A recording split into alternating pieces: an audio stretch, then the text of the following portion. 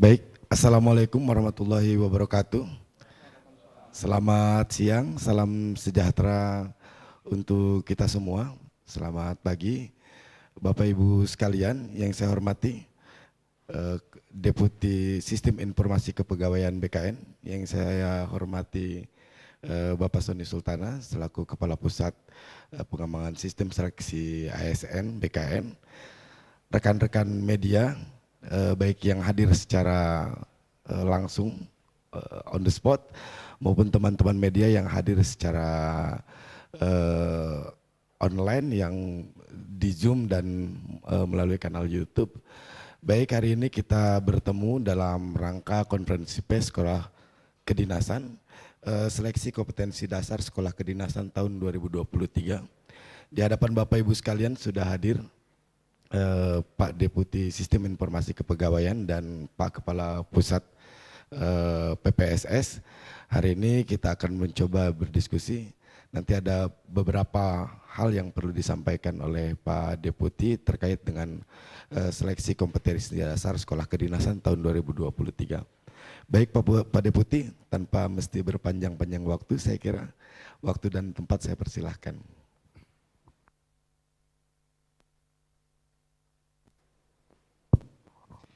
Baik, terima kasih. Assalamualaikum warahmatullahi wabarakatuh. Selamat pagi dan salam sejahtera bagi kita semua. Om Swastiastu, Namo Buddhaya, salam kebajikan. Pertama-tama kami mengucapkan terima kasih atas kehadiran teman-teman wartawan yang pada pagi hari ini, baik yang hadir secara luring maupun secara daring. Dan kegiatan pada pagi hari ini adalah bagaimana kita melaksanakan yang insya Allah sebentar lagi seleksi kompetensi dasar untuk pendidikan kedinasan. Saya nanti akan mencoba apa saja pendidikan kedinasan, apa saja yang masuk di dalam ranah pendidikan kedinasan ini, dan kenapa kemudian kita melaksanakan seleksi pendidikan atau seleksi kompetensi dasar terhadap mereka-mereka ini. Sekolah pendidikan kedinasan ini adalah sekolah yang dikelola oleh 8 instansi kementerian lembaga yang diakui oleh pemerintah untuk menyelenggarakan pendidikan kedinasan. Dari 8 instansi tersebut diantaranya adalah kalau teman-teman mengenal Sekolah Tinggi Akuntansi Negara atau STAN, itu di bawah Kementerian Keuangan. Kemudian ada Sekolah Tinggi Klimatologi, Meteorologi, dan Geofisika, itu ada di bawah Badan Meteorologi dan Klimatologi dan Geofisika. Kemudian ada di bawah Kementerian Hukum dan HAM, itu ada Politeknik Keimigrasian dan Politeknik Ilmu Pemasyarakatan, Poltekkip dan Poltekim. Kemudian ada di bawah Badan Cyber dan Sandi Negara, itu ada Sekolah Tinggi Cyber dan Sandi Negara. Kemudian ada di bawah BPS, ada Sekolah Tinggi Ilmu Statistik, ada di bawah Badan Intelijen Negara, Sekolah Tinggi Intelijen Negara atau STIN. Kemudian ada di bawah Kementerian Perhubungan. Nah, Kementerian Perhubungan ini banyak sekali. Ada yang transportasi darat, ada yang penyeberangan, kemudian ada yang sungai, transportasi. Jadi ada sekitar 19 sekolah di bawah Kementerian Perhubungan ini. Dan yang terakhir adalah yang biasanya paling banyak minatnya itu adalah selain dari STAN itu adalah IPDN, Institut Pemerintahan Dalam Negeri. Nah, kenapa seleksi di pendidikan kedinasan ini dilakukan secara nasional dan dilakukan oleh Badan Kepegawaian Negara? Karena mereka-mereka yang masuk di dalam program pendidikan sekolah kedinasan, setelah mereka nanti lulus sekolah pendidikan kedinasan, mereka kemudian akan diangkat menjadi pegawai negeri sipil. Nah, di dalam Undang-Undang Nomor 5 Tahun 2014 tentang aparatur sipil negara dikatakan bahwa seseorang yang diangkat menjadi pegawai negeri sipil harus mengikuti tahapan seleksi, mulai dari seleksi administrasi, seleksi kompetensi dasar, dan seleksi kompetensi bidang. Nah, kenapa kok sekolah pendidikan kedinasan harus dilakukan seleksi kompetensi dasar? Padahal kan mereka mau sekolah, gitu. Bukan mereka akan langsung bekerja. Dulu pernah kita melaksanakan bahwa seleksi pendidikan dasarnya dilaksanakan setelah mereka lulus.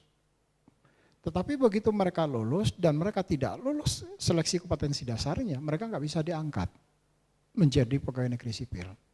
Maka kemudian skemanya dibalik. Sebelum mereka kemudian mengikuti jenjang pendidikan, maka mereka sudah harus lulus dulu SKD-nya. Seleksi kompetensi dasarnya lulus, setelah lulus, apakah mereka nanti masih perlu mengikuti seleksi kompetensi bidang? Enggak.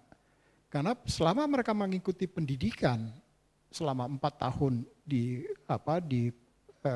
tempat pendidikan yang mereka tuju, itu adalah dianggap pengembangan kompetensi yang bersangkutan. Maka begitu mereka lulus dari pendidikan, mereka kemudian bisa diusulkan oleh instansi untuk diangkat dan diberikan nomor induk pegawainya. Jadi pengganti seleksi seleksi kompetensi bidang di sekolah pendidikan kedinasan ini adalah masa kuliah yang bersangkutan selama 4 tahun. Sekurang-kurangnya 4 tahun. Kecuali ada yang menyelenggarakan diploma 3, itu 3 tahun. Atau diploma 1 itu 1 tahun. Nah, dalam setiap penyelenggaraan seleksi tentu saja ada dasar hukum yang selalu kita gunakan. Yang pertama adalah tentu peraturan Menteri Pan-RB nomor 20 tahun 2021 tentang seleksi penerimaan mahasiswa praja taruna sekolah kedinasan di kementerian lembaga, yang 8 kementerian lembaga tadi. Kemudian bagaimana pelaksanaan seleksinya kemudian bisa kita lakukan secara bertanggung jawab, transparan, adil, dan mewakili semua kepentingan itu dengan menggunakan computer assisted test dan dapat dipertanggungjawabkan tentu saja. Nah, ini diatur melalui peraturan BKN nomor 2 tahun 2021 sehingga siapapun kemudian bisa membaca aturan ini, dan kalau terjadi mereka merasa dirugikan, maka mereka kemudian bisa melakukan sanggahan. Ada kita atur mekanismenya di situ. Kemudian kapan seseorang itu kemudian dikatakan lulus seleksi? Nah, ada standar passing grade-nya atau nilai ambang batas kelulusan seseorang. Itu diatur melalui keputusan Menteri Pan-RB nomor 137 tahun 2023. Berapa saja kemudian standar passing grade yang untuk sekolah untuk setiap materi tes yang diberikan. Apakah itu tes karakteristik pribadi, apakah itu tes intelijensi umum, apakah itu tes wawasan kebangsaan. Ada standar passing grade-nya. Nanti saya akan coba sampaikan berapa standar passing grade-nya. Kemudian karena kita masih mengikuti walaupun PPKM sudah dicabut oleh pemerintah, tetapi dalam setiap kegiatan keramaian pemerintah tetap menghimbau perlu kehati-hatian supaya tidak terjadi penyebaran COVID-19. Dulu pandemi, sekarang tentu saja sudah menjadi endemi, dan ini tentu perlu kehati-hatian pemerintah, dan kami di BKN tentu juga mesti konsisten dengan ini. Maka BKN kemudian mengeluarkan surat edaran Kepala BKN nomor 8 tentang tahun 2022 tentang prosedur tambahan pada penyelenggaraan seleksi dengan menggunakan computer assisted test ini, dengan ada beberapa tambahan prosedur sebagai konsekuensi dari penyelenggaraan karena COVID-19. Kemudian ada SE Kepala BKN nomor 2 tahun 2023, itu bagaimana penyelenggaraannya harus dengan protokol kesehatan. Jadi walaupun PPKM-nya sudah dicabut oleh pemerintah, tapi kita tetap perlu berhati-hati supaya kemudian tidak terjadi penyebaran. Termasuk juga misalnya diatur bagaimana kalau seseorang, ya mudah-mudahan sih tidak terjadi, saya tentu berharap tidak akan terjadi, kalau mereka kemudian ternyata positif COVID. Sekarang kan kita banyak sekali mendengar berita termasuk dari WHO, COVID-nya sekarang masuk ke varian baru, dan beberapa waktu yang lalu sudah mulai terindikasi masuk ke Indonesia. Nah, kalau ini kemudian terjadi dan mereka kemudian melaporkan, saya positif COVID, supaya kemudian tidak terjadi penularan kepada yang lain, maka yang bersangkutan kemudian nanti bisa kita lakukan penjadwalan ulang. Jadi mereka kemudian diberikan kelonggaran untuk tidak ikut dulu seleksi pada saat yang bersangkutan masih sakit, tetapi kemudian nanti kita berikan penjadwalan ulang kepada yang bersangkutan pada hari terakhir di seleksi yang mereka ikuti. Nah, Sekarang bagaimana? Setiap penerimaan tadi tentu ada jumlah atau formasi yang sudah ditetapkan oleh Menteri Pan-RB. Jadi ada untuk Kementerian Keuangan itu formasinya ada 1.100 calon siswa yang diterima. Kemudian di di BMKG ada 80 siswa, kemudian di Kementerian Hukum dan HAM, baik itu untuk Poltekip maupun Poltekim itu sebanyak 525, untuk Badan Cyber dan Sandi Negara 125, untuk BPS sebanyak 500, Badan Intelijen Negara sebanyak 400, Kementerian Perhubungan 1.408 dan Kementerian Dalam Negeri 534. Nah, Kementerian Dalam Negeri ini turun di formasinya dibandingkan tahun lalu. Biasanya Kementerian Dalam Negeri itu setiap tahunnya itu 1.200 penerimaan calon taruna IPDN. Nah, tahun ini ada arahan dari Presiden di mana Kementerian Dalam Negeri juga diminta untuk memberikan pendidikan dasar ilmu pemerintahan kepada mereka-mereka yang sudah diangkat menjadi calon pegawai negeri sipil atau diangkat menjadi pegawai negeri sipil untuk diberikan pembekalan terkait dengan ilmu pemerintahan. Sehingga orang-orang yang tadinya berasal dari dari pendidikan umum seperti dari universitas umum, ekonomi misalnya atau kedokteran atau dari teknik misalnya, mereka begitu masuk ke pemerintahan, maka Presiden menginginkan mereka kemudian dibekali dengan ilmu pemerintahan. Sehingga pada saat mereka sudah bergabung dengan pemerintah, mereka enggak, dalam tanda kutip, tidak buta dengan bagaimana pelaksanaan ilmu pemerintahan. Nah, sehingga dengan demikian formasi untuk IPDN, taruna IPDN-nya dikurangi kemarin, jadi dari 1.200 menjadi 534. Karena sebagian dari alokasi anggaran tadi akan digunakan untuk memberikan pendidikan dasar ilmu pemerintahan kepada mereka-mereka yang sudah diangkat menjadi pegawai negeri sipil. Khususnya yang masih fresh, yang masih baru-baru, yang pengangkatan sejak tahun 2019 sampai dengan 2021 kemarin. Nah, di dalam alur proses seleksinya, di dalam SKD Sekolah Kedinasan ini, kita mulai dari pengumuman, sekarang ini sebetulnya sudah masuk di tahapan kelima. Jadi mulai dari pengumuman, kemudian mereka melakukan pendaftaran, semua dilakukan secara online. Jadi tidak ada interaksi secara fisik yang dilakukan dengan mereka, semua proses dilakukan secara online. Mulai dari pengumuman juga dilakukan secara online, kemudian pendaftaran juga dilakukan secara online, seleksi administrasinya juga dilakukan dengan basis data yang diajukan oleh semua peserta tadi, sesuai dengan persyaratan di masing-masing instansi, itu juga dilakukan secara online. Kemudian karena sekolah kedinasan ini kan mereka membayar uang formulir lah, istilahnya sekitar nilainya bervariasi, ada yang 200, ada yang 250 ya. Tergantung sekolah pendidikan kedinasannya. Kemudian dilakukan penjadwalan. Mereka-mereka yang lulus seleksi administrasi, mereka membayar PNBP, kemudian mereka pembayaran formulir tadi, kemudian mereka dijadwalkan untuk mengikuti seleksi. Nah, kami merencanakan seleksinya, ini juga sudah dikomunikasikan dengan 8 instansi tadi, direncanakan akan dilaksanakan tanggal 7 sampai dengan tanggal 21 besok.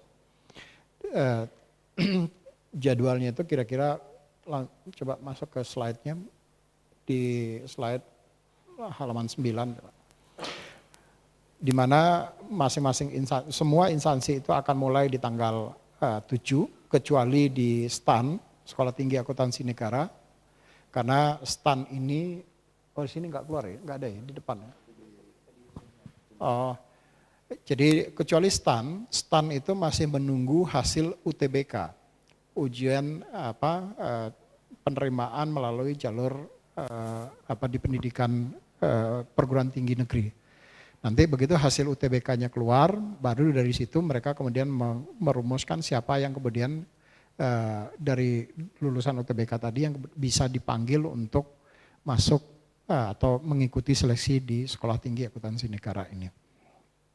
Nah, di dalam proses seleksi ini tentu tadi saya sampaikan ada 3 materi yang kita ujikan, yaitu tes karakteristik pribadi, yaitu di slide 5 Pak Haji. Ada tes karakteristik pribadi, tes ini sebetulnya untuk mengukur kepribadian seseorang, apakah yang bersangkutan itu memiliki jiwa atau pribadi sebagaimana yang diharapkan di dalam peraturan perundang-undangan kita. Misalnya, apakah yang bersangkutan memiliki jiwa korsa untuk memberikan pelayanan terbaik kepada masyarakat atau tidak? Apakah yang bersangkutan kemudian bisa bertindak seperti karena mereka akan menjadi ASN sebagai perekat dan pemersatu bangsa, atau dia yang bersangkutan kemudian berpotensi menjadi pemecah belah bangsa misalnya. Nah, seseorang menjadi ASN itu dia juga tidak saja memberikan layanan kepada masyarakat, dia juga kemudian harus menjadi perekat pemersatu bangsa, menjaga keutuhan NKRI, melaksanakan peraturan perundang-undangan. Nah, karakter pribadi yang bersangkutan inilah yang kemudian kita nilai. Soalnya itu dalam bentuk psikologi sebetulnya, soal-soal psikologi. Sehingga soalnya itu tidak ada nilai yang salah dan benar. Semua soal pasti ada nilainya. Semua jawaban itu pasti ada nilainya. Range-nya itu dari 1 sampai dengan 5. Kalau yang bersangkutan itu memiliki kecenderungan, misalnya kalau dalam konteks apakah yang bersangkutan memberikan layanan terbaik kepada masyarakat atau tidak. Kecenderungan ini kalau kecenderungannya tinggi, maka dia mendapat skor 5. Tapi kalau dia ternyata yang bersangkutan punya kecenderungan arogansi yang tinggi, nah maka dia dapat nilainya 1. Jadi nilainya itu dalam bentuk range dari 1 sampai 5. Tapi kalau dia enggak menjawab tentu nilainya 0. Jadi asal dia menjawab, dia pasti dapat nilai. Nilainya itu apakah 1, 2, atau 3, atau 4, atau 5. Jadi tidak ada salah dan benar. Semua benar, tetapi yang kita lihat adalah kecenderungannya. Karena yang kita tidak bisa menentukan hitam putih terhadap kepribadian seseorang. Nah, untuk tes karakteristik pribadi ini, standar nilai ambang batas yang sudah ditetapkan oleh Bapak Menteri PAN RB melalui keputusan Menteri PAN RB nomor 137 tahun 2023, itu adalah 145. Jadi nilai minimal yang bersangkutan kemudian bisa lulus passing grade untuk TKP, itu adalah 156. Jumlah soalnya ada sekitar 45 soal yang kita ujikan untuk karakteristik pribadi ini. Nanti nilai minimal yang bersangkutan harus 156. Yang kedua, tes yang kita ujikan adalah tes intelijensi umum.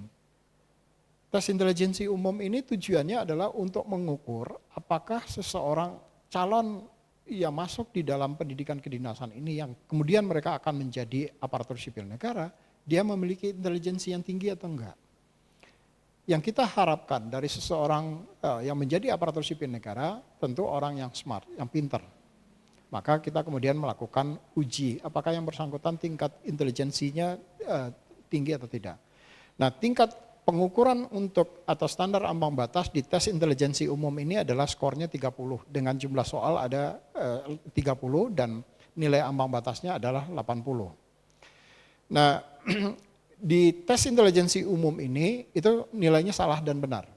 Jadi kalau dia benar dia mendapat skor 5, kalau dia salah dia mendapat skor 0.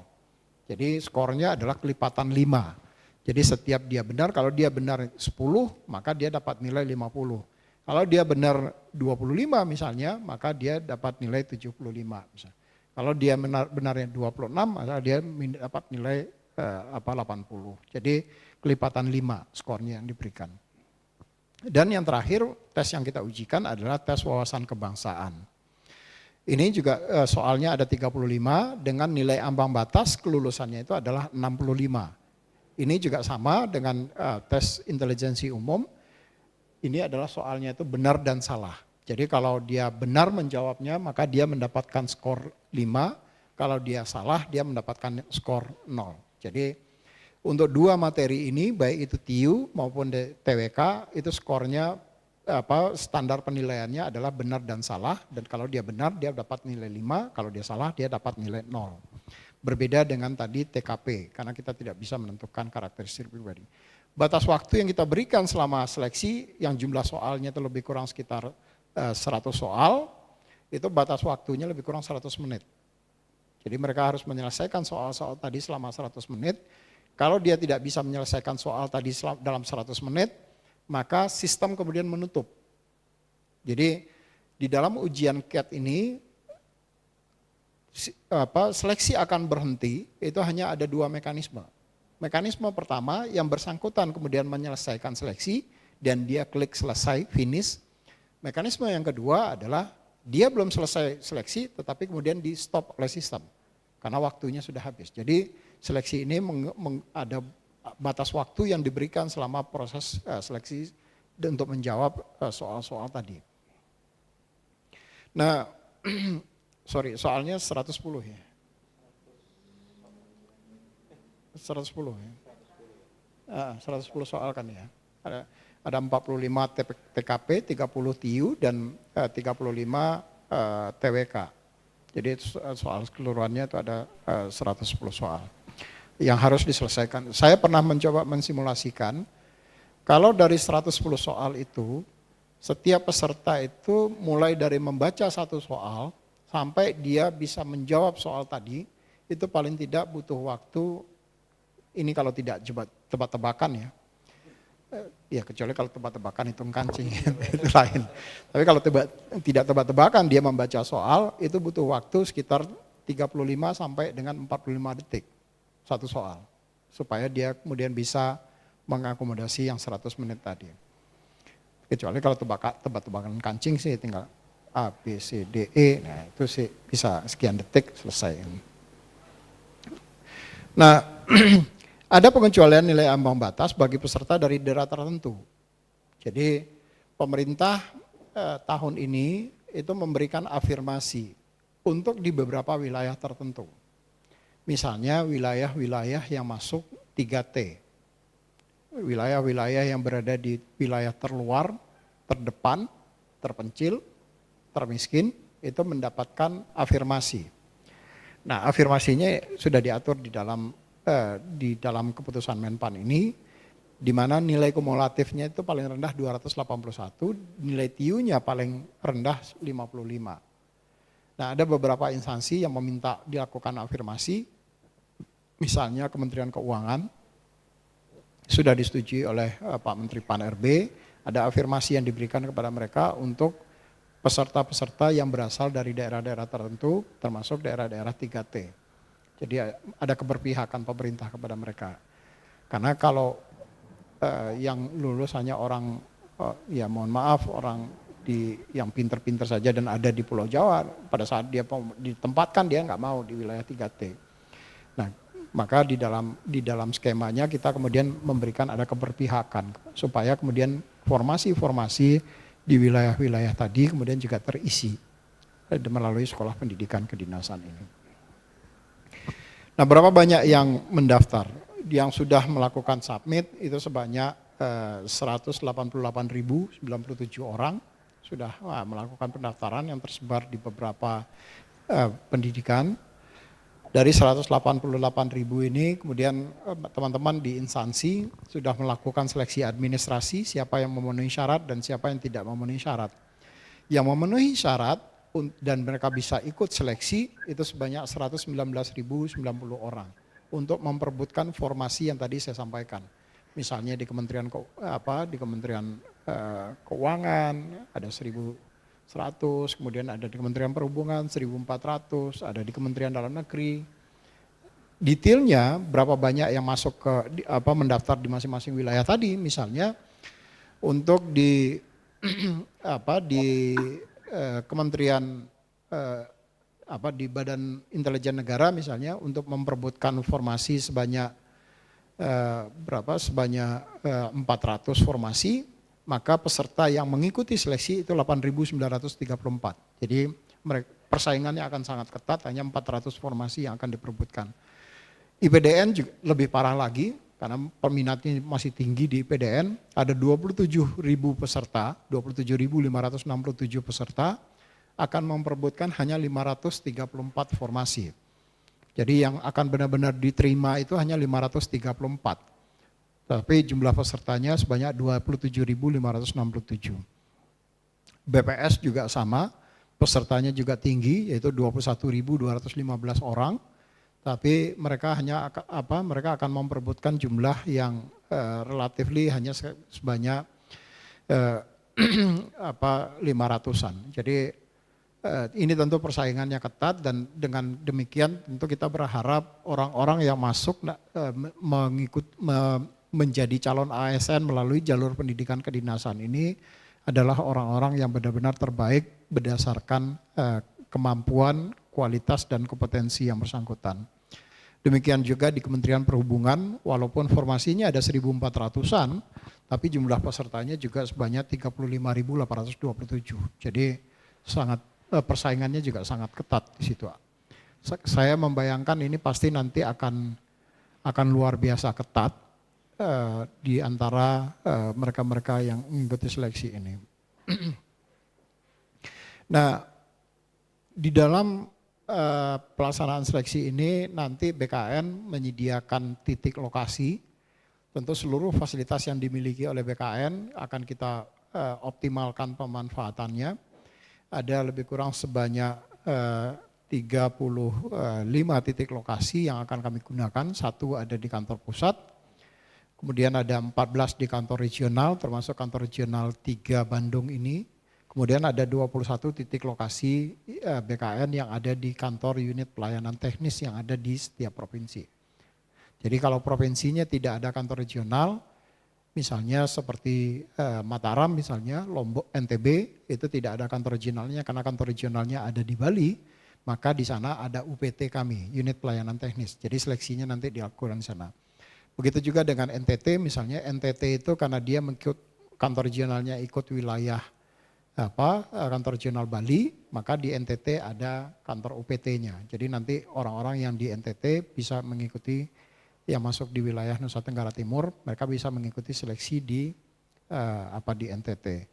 Kemudian ada beberapa titik mandiri di Kementerian Perhubungan yang akan kita gunakan, 1 titik lokasi mandiri, 3 titik lokasi mandiri di STMKG, dan 2 titik lokasi mandiri di Sekolah Tinggi Akuntansi Negara STAN.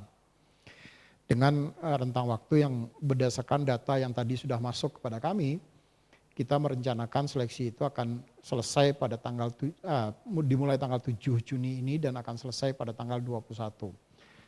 Ada beberapa instansi nanti masih ada seleksi lanjutan selain dari SKD, terutama seleksi terkait dengan kesemaptaan.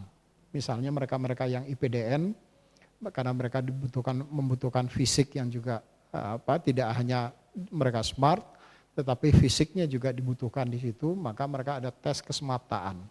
Biasanya tes kesemaptaannya itu kerjasama dengan teman-teman di Polri. Dan nilainya juga kami selalu minta setransparan mungkin proses penentuan nilai yang bersangkutan. Dan di beberapa instansi lain itu juga ada tes lanjutan seperti di Poltekip dan Poltekim itu juga ada tes lanjutan. Nah, mereka yang mengikuti tes lanjutan ini tentu saja yang mereka-mereka yang sudah lulus seleksi di kompetensi dasarnya. Biasanya ada mereka mengali misalnya kalau kebutuhannya itu 500 misalnya, maka orang-orang yang bisa mengikuti tes kesemaptaan tadi, itu biasanya ada yang 2,5 kali dari formasi, ada yang 3 kali dari formasi, ada yang 5 kali dari formasi. Jadi kalau dari Kementerian Dalam Negeri itu biasanya 2,5 kali ya. Jadi kalau formasinya ada 534, maka sebelum dia mendapatkan katakanlah yang lulus seleksi tadi, misalnya pesertanya tadi ada 27.000 orang, dari 27.000 tadi kemudian yang lulus passing grade katakanlah 15.000 lulus passing grade. Nah dari 15.000 ini karena formasinya hanya ada 534, nanti dihitung jumlah yang diambil untuk bisa ikut seleksi tahap berikutnya adalah 2,5 kali 534 dan dia di ranking berdasarkan nilai tertinggi. Jadi yang katakanlah kalau yang lulus passing grade itu misalnya 100, dari yang 100 itu tadi memperebutkan hanya 10 tempat, maka nanti akan di ranking sebanyak 25 orang untuk bisa ikut seleksi pada tahap berikutnya. Jadi bagaimana yang 75-nya? Otomatis walaupun yang 75 tadi lulus passing grade, maka mereka tidak bisa mengikuti seleksi tahap berikutnya karena yang diambil adalah 2,5 kali formasi. Ada yang 5 kali formasi, ada yang 3 kali, tergantung pada masing-masing instansinya. Yang 5 kali formasi itu pertimbangannya adalah supaya basketnya mereka lebih banyak, sehingga mereka punya pilihan untuk bisa mendapatkan yang terbaik. Karena kadang-kadang misalnya seperti di STIN, Sekolah Tinggi Intelijen Negara, karena ada tes kesemaptaan juga yang mereka lakukan, mereka bisa smart, bagus, nilai passing grade-nya tinggi, tetapi begitu karena nanti pada saat mereka sekolah, mereka masih akan ada fisik, karena di STIN itu ada semi militernya di sana, dan yang pengajarnya juga orang-orang militer, maka fisik itu dibutuhkan di situ. Nah, biasanya mereka butuh basket yang lebih banyak. Biasanya mereka mengajukan 5 kali formasi yang untuk bisa mengikuti tes kesemaptaan. Sehingga pada saat mereka memilih sebanyak 400-an tadi, itu bisa betul-betul mendapat orang yang dia cakap secara knowledge, secara kapasitasnya, tetapi dia juga memiliki fisik yang bagus. Seleksinya sendiri nanti kami rencanakan di setiap hari itu ada 4 sesi, kecuali di hari Jumat, karena terpotong dengan sholat Jumat, jadi pelaksanaannya hanya dilakukan 2 sesi saja. Jadi dengan perhitungan seperti ini, kami berharap pelaksanaan seleksi tadi bisa diselesaikan pada tanggal 21 Juni ini. Dan datanya setelah mereka lulus seleksi dan dinyatakan siapa saja yang kemudian masuk mengikuti pendidikan, apakah itu di Praja atau Taruna-Taruni, maka data ini akan kami simpan untuk pengangkatan mereka pada saat mereka menyelesaikan pendidikan di setiap sekolahnya. Jadi begitu mereka lulus sekolah, mereka diwisuda, maka instansi tinggal langsung mengajukan penetapan nomor induk pegawainya kepada BKN dan kami akan langsung memproses, termasuk juga misalnya kalau lulusannya diminta oleh instansi lain untuk diangkat di instansinya. Jadi misalnya mereka lulusan STAN, apakah semua lulusan STAN itu kemudian hanya untuk kebutuhan Kementerian Keuangan? Enggak. Mereka kemudian bisa diminta oleh kementerian lembaga atau bisa diminta juga oleh daerah. Jadi nanti tergantung kalau daerah meminta yang bersangkutan, misalnya saya butuh orang yang nilainya sangat memuaskan semua misalnya. Nah mereka ngajukan ke STAN, nanti STAN memilih orang-orang terbaiknya untuk ditempatkan di lembaga tadi dan lembaganya kemudian mengajukan penetapan NIP-nya ke Badan Kepegawaian Negara.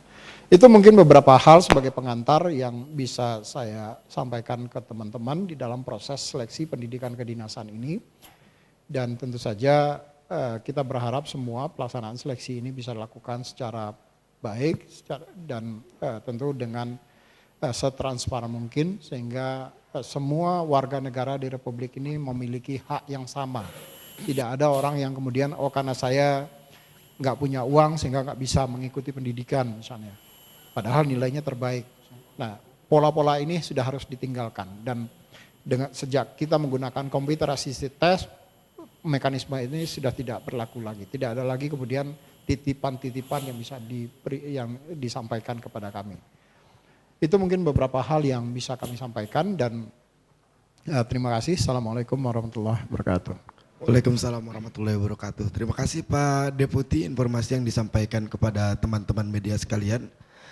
Sebelumnya kami informasikan dulu Pak Deputi di hadapan kita yang hadir secara langsung ada dari RRI, ada dari Prolight, terus dari Tribun Jabar, kemudian dari Fokus Jabar dan dari TVRI saya lihat tadi sudah hadir juga. Dari TVRI. Dan yang hadir secara daring sudah banyak juga melalui Zoom dan kita relay melalui YouTube. Oke baik Bapak Ibu sekalian, teman-teman media, saya kira itu tadi yang disampaikan oleh Pak Deputi, tentu banyak sekali catatan-catatan yang sudah saya coba catat tadi, baik pakai pulpen maupun pakai ini nih. Barangkali ada pertanyaan dari rekan-rekan media sekalian yang ingin memberikan highlight terkait dengan apa yang tadi disampaikan oleh Pak Deputi. Waktu dan tempat saya persilakan. Mbak, silakan. Dari mana mohon sebutkan nama dan medianya, Mbak. Assalamualaikum, saya Evi dari Prolight. Dari Prolight, baik. Yang ingin saya tanyakan ada 3 hal. Pertama, tadi kan udah disampaikan apa ada yang dari daerah T. Tapi yang saya tidak dengar itu untuk yang disabilitas. Nah itu nanti seperti apa? Kemudian pertanyaan kedua, untuk pendidikan ini semua artinya kan pesertanya sudah ada ya Pak ya? Berarti bukan pendaftaran lagi ya ini, tapi ini sudah ke seleksi. Itu artinya mereka ini saat ini sudah berada di sekolah-sekolah tersebut atau seperti belum, masih di umum artinya. Oh, nah itu yang saya ingin tegaskan, integritas merekanya nanti seperti apa, karena sekarang kan sedang banyak di blow up gitu ya, bahwa pemerintah itu sepertinya seenaknya bekerjanya, kemudian hanya pamer-pamer flexing seperti itu. Nah itu untuk seperti itu nanti mereka akan seperti apa sih integritasnya. Kemudian yang ketiga, mohon maaf mungkin melenceng, saya ingin tahu anggaran untuk seleksi ini seperti apa dan berapa, karena saya ingin menyampaikan ke masyarakat bahwa dengan anggaran seperti ini tuh jangan disia-siakan, dan juga kita tidak rugi gitu masyarakat mengeluarkan dana seperti itu gitu. Oke, terima kasih. Baik, terima kasih dari Prolet. Mau langsung dijawab Pak Deputi? Iya, biar supaya saya nggak lupa. Iya, ada 3 tadi Pak. Iya. Terima kasih Ibu. Jadi pertama, kebijakan terkait dengan disabilitas itu diatur oleh masing-masing sekolah. Dan kami selalu mengatakan bahwa kebijakan disabilitas ini harus diumumkan kepada publik. Mungkin nanti Pak Sony bisa menambahkan apakah ada kebijakan disabilitas tahun ini. Penerimaan sekolah pendidikan kedinasan itu tentu berbeda dengan penerimaan calon aparatur sipil negara. Kalau calon aparatur sipil negara memang secara spesifik mereka kemudian diberikan kesempatan untuk itu, dan ada proporsinya yang disediakan oleh pemerintah yang ditetapkan melalui keputusan Menteri Pan RB. Nah, tetapi untuk disabilitas ini ada beberapa pendidikan kedinasan, terutama yang mereka menyelenggarakan fisik, itu yang mungkin mereka kemudian tidak menerima. Jadi yang misalnya seperti teman-teman ada disabilitas tertentu yang kemudian tidak bisa diakomodasi di situ karena ada persoalan fisik tadi. Jadi ini yang kita dasarnya adalah keputusannya Menteri Pan RB. Kalau itu memang ditetapkan di dalam keputusan Menteri Pan RB, dan apakah nanti kemudian di dalam perhitungannya ada afirmasi yang diberikan kepada teman-teman disabilitas ini, BKN pada prinsipnya akan selalu follow rule tadi. Jadi akan mengikuti aturan yang sudah ditetapkan oleh teman-teman di Kementerian Pan RB. Itu mekanisme yang selalu kita siapkan. Nah, seringkali memang kemudian yang muncul itu adalah tidak diatur disabilitasnya, tidak diatur di dalam keputusan Menteri Pan RB-nya, tetapi teman-teman yang disable ini kemudian merasa saya kan punya hak, padahal keputusannya nggak mengatur itu. Nah, ini yang seringkali terjadi conflicting di situ. Nah, ini yang kami selalu berulang kali menyampaikan, kalau memang ini ada kebutuhan afirmasi, seperti tadi misalnya ada kebutuhan afirmasi untuk misalnya di wilayah-wilayah tertentu, terutama wilayah 3T. Nah, itu harus dituangkan dulu di dalam keputusan Menteri Pan RB-nya. Sehingga pada saat, dan kami selalu menyampaikan kepada teman-teman bahwa kalau ada afirmasi, maka afirmasinya harus diumumkan secara transparan kepada publik. Sehingga semua orang tahu mana yang menjadi haknya dan mana yang sebetulnya memang tidak diatur di situ. Jadi transparansi ini yang kemudian kita dorong betul di dalam proses penerimaan ini. Sehingga kita betul-betul mengharapkan semua warga negara itu punya kesempatan dan hak yang sama untuk menjadi ASN melalui jalur pendidikan kedinasan. Kalau dulu tentu saja di zaman jahiliyah, kalau saya mengatakan boleh zaman jahiliyah dulu, yang bisa menjadi misalnya masuk IPDN sudah menjadi rahasia umum lah. Yang bisa masuk menjadi IPDN itu hanya anak-anak pejabat di wilayah itu. Orang yang punya duit, yang bisa membayar. Sekarang enggak lagi. Saya pernah diminta oleh teman-teman di PDN, oleh Pak Rektor menjadi salah satu pantohir di Bandung, di Jatinangor waktu itu sebagai interviewer. Dan kebetulan Jawa Barat, saya nggak tahu kenapa kok saya dapat wilayahnya Jawa Barat. Saya bertanya, selalu yang saya tanya itu adalah orang yang ikut pantauhir itu pasti yang dia sudah lulus semua. Tinggal pantauhir, tinggal interview akhir sebetulnya untuk penentuan akhir. Pertanyaan pertama yang saya ajukan adalah, kamu punya saudara siapa di pemerintahan? Dan hampir semua orang yang saya interview itu, oh saya anak petani, saya bapak saya berdagang. Jadi tidak satu pun yang saya temui pada saat saya melakukan interview itu, oh bapaknya bekerja sebagai ASN jadi pejabat apakah di Kabupaten Bandung, apakah di Kota Bandung, enggak, satu pun enggak ketemu saya. Saya kemudian membayangkan, oh kalau seperti ini, minimal yang saya tangkap pada saat saya menjadi pantauhir itu, artinya proses seleksi tadi yang selama ini yang bisa masuk IPDN itu kalau anaknya sekda, anaknya kepala dinas ini, kepala dinas, sekarang enggak lagi ternyata. Karena yang lolos di pantauhir itu ternyata ya bukan mereka yang punya saudara atau punya bapak atau punya ibu yang menjadi pejabat di daerah. Tetapi yang benar-benar mereka memiliki kapasitas berdasarkan 3 substansi yang kita ujikan tadi. Nah, nyambung ke yang poin kedua misalnya, bagaimana integritasnya? Kalau yang kami bayangkan, kalau proses pelaksanaan seleksi itu bisa kita lakukan secara transparan dan mereka kemudian tidak memiliki beban tanggungan setelah mereka lulus, maka tentu saja kita berharap yang bersangkutan akan memiliki integritas yang bagus. Begitu dia menjadi aparatur sipil negara. Dan sebetulnya di dalam soal-soal ujiannya itu juga ada di TWK misalnya, itu juga ada sekitar 10 soal yang menyangkut dengan integritas ini. Karakteristik pribadi seperti tadi saya sampaikan itu juga mengukur. Makanya karakteristik pribadi itu tidak ada yang benar salah di situ. Tetapi untuk mengukur, melihat kecenderungan orang ini. Apakah dia memiliki integritas yang tinggi, apakah dia memiliki semangat yang bagus untuk memberikan layanan terbaik pada masyarakat, atau sebetulnya yang bersangkutan ingin dilayani oleh masyarakat.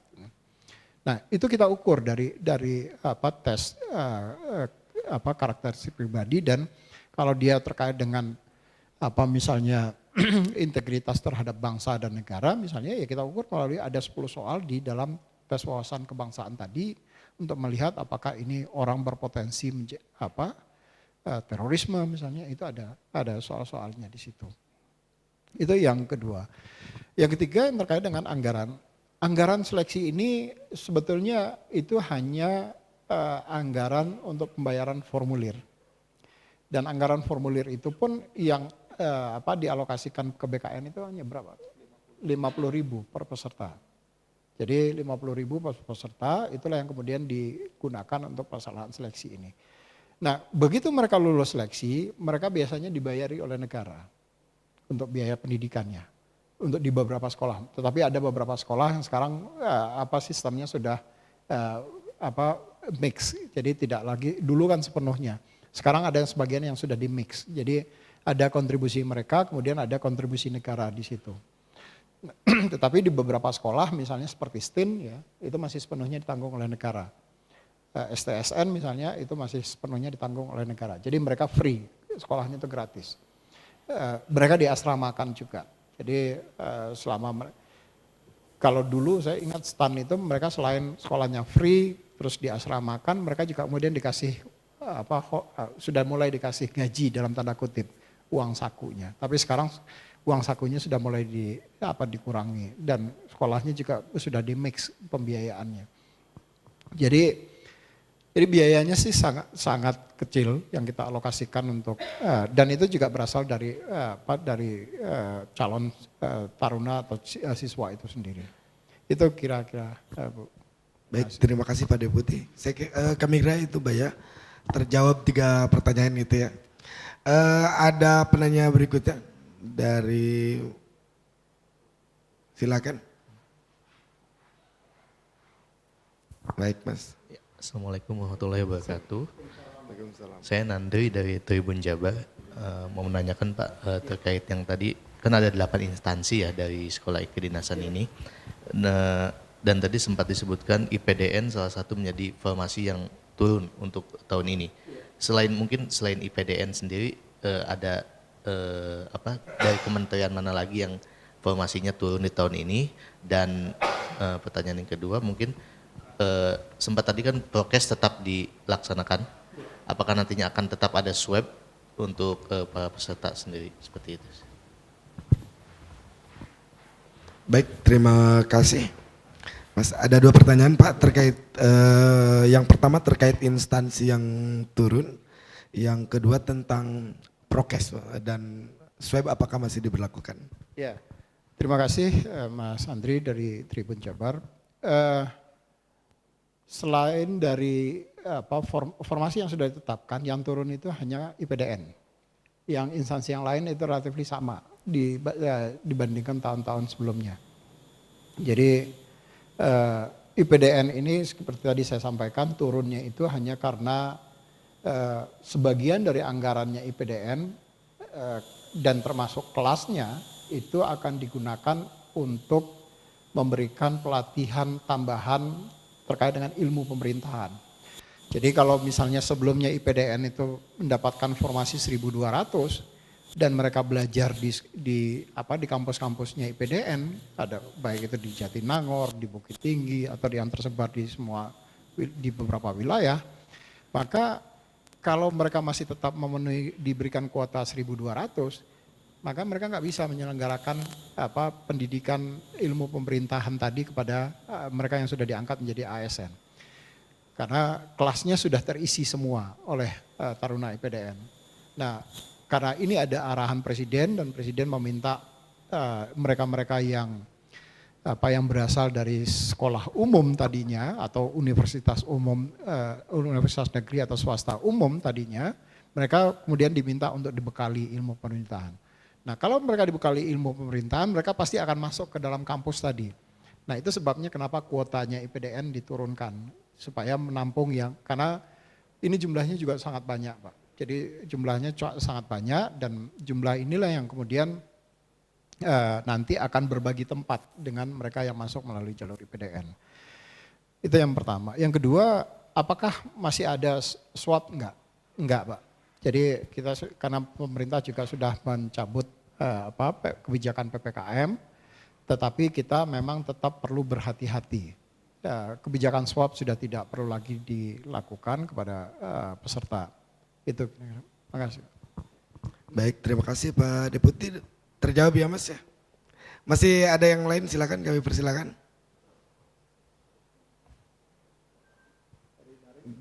Dari luring, dari daring, bisa di open mic? Sementara belum ada. Baik, terima kasih. Meskipun tadi PDN turun formasinya, tapi peminatnya masih 27.000 ya? Oh, iya. Masih tinggi. Karena ya IPDN itu kan memang, ya kita tahu semua lah, itu adalah sekolah calon pejabat di daerah. Dan ya walaupun karirnya mereka kan mulai dari pamong dulu ya, pamong terus kemudian jadi camat, kemudian jadi ya sampai menjadi kepala dinas. Dan tentu ya siapapun pasti memiliki ekspektasi yang tinggi untuk bisa masuk ke sana. Dan tentu tadi saya sampaikan walaupun formasinya hanya 534, ini persaingannya pasti akan ketat banget. Karena 27.000 memperebutkan hanya 534 tempat. Gitu. Jadi ya kita tentu berharap 534 ini adalah ya talent-talent terbaik Republik ini untuk bisa menjadi orang-orang yang mengisi di pemerintahan terutama nanti di daerah. Oke, silakan Pak Sony barangkali akan menambahkan hal yang tadi belum sempat terulas Pak Deputi. Terima kasih Mas Denny. Mungkin saya menambahkan beberapa terkait disabilitas. Jadi memang untuk formasi sekolah kedinasan ini instansinya hanya mengalokasikan formasi umum saja. Jadi tidak ada formasi disabilitas untuk sekolah kedinasan. Dan saya menambahkan informasi dari Pak Deputi terkait protokol kesehatan mungkin. karena kami juga sudah berkoordinasi dengan gugus tugas COVID-19 nasional BNPB. Kami sudah mengadakan rapat pada saat PPKM di awal tahun kemarin sudah dicabut, sehingga beberapa ketentuan memang kita kurangi, tapi minimal terkait 3M tetap kita usahakan dilaksanakan, paling tidak menggunakan masker, dan kami juga tetap melakukan disinfektan pada saat setiap pergantian sesi gitu. Jadi kami juga mengharapkan tidak ada penyebaran COVID pada saat kita melaksanakan seleksi, dengan kita lakukan protokol kesehatan seminimal mungkin sesuai dengan arahan teman-teman gugus tugas pusat. Mungkin itu. Terima kasih. Baik, itu tambahan dari Pak Kapus. Barangkali masih ada dari teman-teman media, baik yang hadir secara langsung maupun dari online. Kalau tidak ada, saya kira bisa kita mulai siap-siap tutup kegiatan ini. Saya berikan kesempatan sekali lagi kepada teman-teman, silakan. Oke, siap. Baik, Pak Deputi, barangkali itu yang bisa kita sampaikan atau teman-teman tanyakan kepada kita pada kesempatan ini. Barangkali ada yang perlu disampaikan terakhir sebagai penutup, Pak. Silakan. Ya, terima kasih. Saya tentu ingin mengharapkan satu hal saja kepada seluruh calon peserta seleksi kompetensi dasar pendidikan kedinasan ini. Satu hal yang ingin saya pesankan adalah jangan pernah percaya kepada siapapun yang bisa seolah-olah membantu meluluskan. Apalagi itu diiming-imingi dengan sejumlah uang. Karena saya bisa pastikan Anda hanya akan terjebak di dalam penipuan. BKN sama sekali tidak pernah menerima uang sepersen pun, seperak pun di dalam setiap proses seleksi.